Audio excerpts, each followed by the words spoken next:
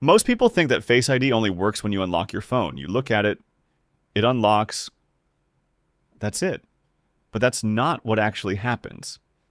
Stay with me because what's coming isn't a well-known setting, and you won't find it in typical battery saving videos. Open Settings. Scroll down to Face ID and Passcode. Enter your passcode.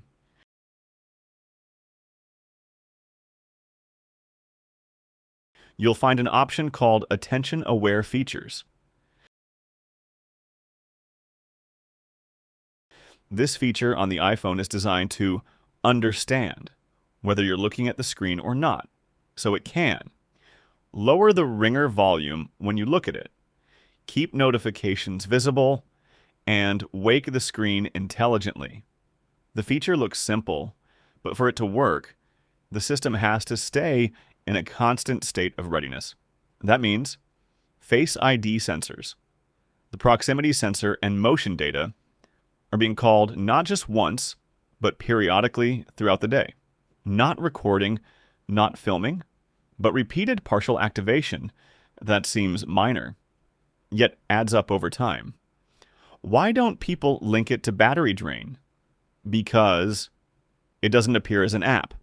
It doesn't show up in battery usage. It doesn't cause noticeable heat.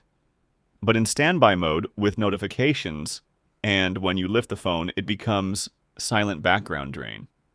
When it's enabled, the iPhone is always trying to determine whether you're looking at it or not. When you turn it off, Face ID itself still works. The phone unlocks normally, but the system stops continuous monitoring. Let me be clear, this setting alone is not a battery killer, and it won't suddenly destroy your battery.